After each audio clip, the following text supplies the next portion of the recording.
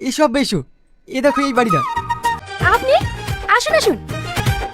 ওনাদেরকে তো ঠিক চিনতে পারলাম না। ইনার আমার আব্বা মা। এই রাস্তা দিয়ে যাচ্ছিলাম, তোমার আব্বার কথা বলতে আব্বা মা দেখতে চাইলো, তাই নিয়ে চলে আসলাম। খুব ভালো করেছেন। আসুন ঘরে এসে বসুন। তোমাকে খুব চেনা চেনা লাগছে। তোমার নাম কি সেলিম? হ্যাঁ। আরে আমাকে চিনতে পারছিস না? আমি সোহেল রে। মনে আছে একসঙ্গে ব্যাঙ্গালোরে কাজ করতাম, তুই আমাকে বিয়ে বলে ডাকতি। হ্যাঁ মনে পড়িছে। ভালো। তাহলে এটা তোর মেয়ে? হ্যাঁ। এই দেখ, এটা আমার ছেলে। তোর ছেলেকে আমি ভালো করেই চিনি। সেদিন রাতে যদি ও না থাকতো না, তাহলে যে আমার কি হতো। আপনারা বসুন, আমি চা পানির ব্যবস্থা করি। বলছি সেলিম, তুইও আমাকে বিয়ে বলে ডাকতে, আমিও তোকে বিয়ে বলে ডাকতাম। তোর মেয়েকে আমার খুব পছন্দ হয়েছে। যদি তোর কোনো আপত্তি না থাকে, তোর মেয়েকে আমার বাড়ির বৌমা বানাতে চাই। আরে আপত্তি কেন হবে রে?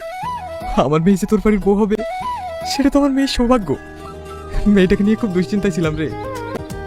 আজকের এই সুখের দিনে দুঃখের কথা বলবেন না ভাই। আপনার মেয়েকে আমি নিজের মেয়ের মতন করেই রাখবো। কি নিয়ে আলোচনা করছো মা? তোর বিয়ের ব্যাপারে। এই ভাইয়ের মেয়েকে আমাদের খুব পছন্দ হয়েছে, তাই ওর সাথে তোর বিয়ে ঠিক করলাম। বলে ভাই, শুভ কাজ আর দেরি করতে চাইনি। 10 দিনের মধ্যে তো বিয়েটা সেরে ফেলতে চাই।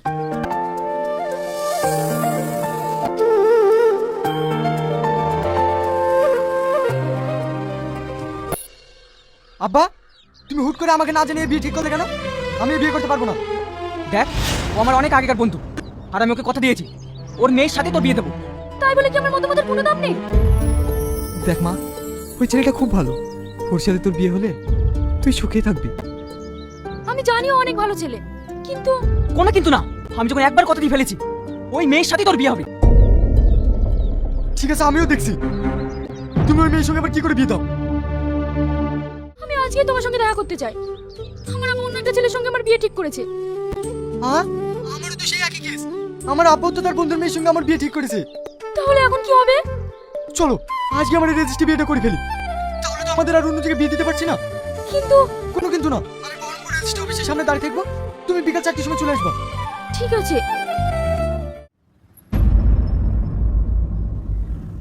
কি ব্যাপার, ওই ছেলেটা এখানে কেন? নিশ্চয়ই আব্বা ওকে পাঠিয়েছে আমাকে গার্ড দেওয়ার জন্য। কি ব্যাপার, এই মেয়েটা এখানে? তাহলে কি আব্বা পিছু নিতে বলেছে? কি করবো এখন? হ্যালো, তুমি কোথায়? আমি তো রেজিস্ট্রি অফিসের একটু সাইডে আছি। খবরতে তুমি রেজিস্ট্রি অফিসের সামনে আসবে না। মনে হয় আব্বাই পাঠিয়েছে। আমার আব্বা একজনকে পাঠিয়েছে। তাহলে কোন উপায়? তুমি বাড়ি চলে যাও, আমি তোমাদের বাড়ি আসছি। ঠিক আছে। আরেকটা কথা, তোমার বাড়ির লোকেশনটা আমার হোয়াটসঅ্যাপে সেন্ড করো। ঠিক আছে।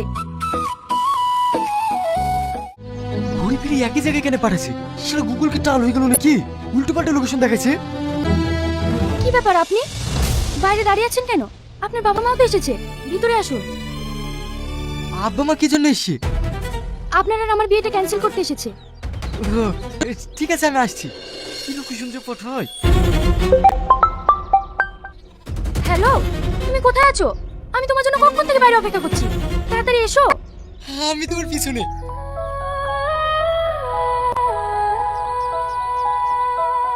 রিয়াজ, তুই না?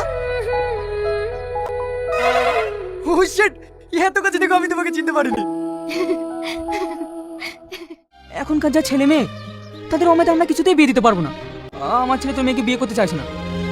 আমার মেয়েও সে একই কথা বলছে ভাই। জোর করে বিয়ে দিয়ে তো আর সংসার করানো যায় না। আমরা বন্ধু বন্ধু হয়ে থাকবো। আমি রিয়াজকে বিয়ে করব। হ্যাঁ আব্বা, আমি তুহিনাকে বিয়ে করব।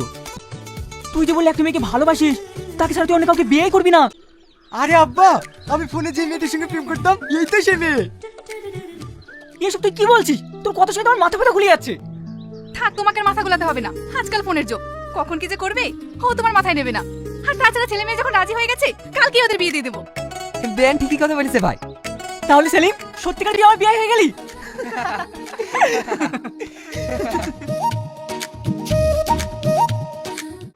হে বন্ধুরা, কেমন আছো তোমরা সবাই? আশা করছি তোমরা সকলে খুব ভালো আছো। তো বন্ধুরা, আমি যে নাটকটা শেয়ার করলাম সেটা হচ্ছে একান্ত আপন, পল্লীগ্রাম টিভির রিয়াজ আর তুহিনার নাটক। সেটা আমি রিক্রিয়েট করে তোমাদের সাথে রিপ্রেজেন্ট করছি, মানে পল্লীগ্রাম টিভির এই ভিডিওটা আমি রিক্রিয়েট করে তোমাদের সাথে শেয়ার করছি। তোমরা আমার এই রিক্রিয়েটিং ভিডিওগুলো কিন্তু দেখতে ভীষণ ভালোবাসছো আর পছন্দ করছো, তাই জন্য অনেক অনেক বেশি কমেন্টও করছো যে আরও বেশি করে শেয়ার করার জন্য। সো আমি শেয়ার করছি। তার মধ্যে তোমরা এরকম অনেক আছো যারা কমেন্ট করছো যে দিদি ফুল ভিডিও দাও বা হাফ ভিডিও বুঝতে পারছি না। সো পুরো ভিডিওটা দেখো, আমি চেষ্টা করছি অল্প অল্প কাট করে প্রথম টু লাস্ট একদম শেয়ার করার জন্যে। বাট এগেইন তোমরা যদি পুরো ভিডিওগুলো দেখতে চাও তো অবশ্যই করে কিন্তু পল্লীগ্রাম টিভি চ্যানেলে গিয়ে ভিজিট করতে হবে, কারণ ক্রেডিট গোজ টু পল্লীগ্রাম টিভি। তো চলো বন্ধুরা, আজকের জন্য কিন্তু এইটুকু। দেখা হচ্ছে আবার অন্য কোনো ইন্টারেস্টিং ভিডিওতে। এই নাটকটা আমি আরও চেষ্টা করলাম একটু ইন্টারেস্টিং করতে, আরও চেষ্টা করলাম একটু বেটারভাবে ক্রিয়েট করতে।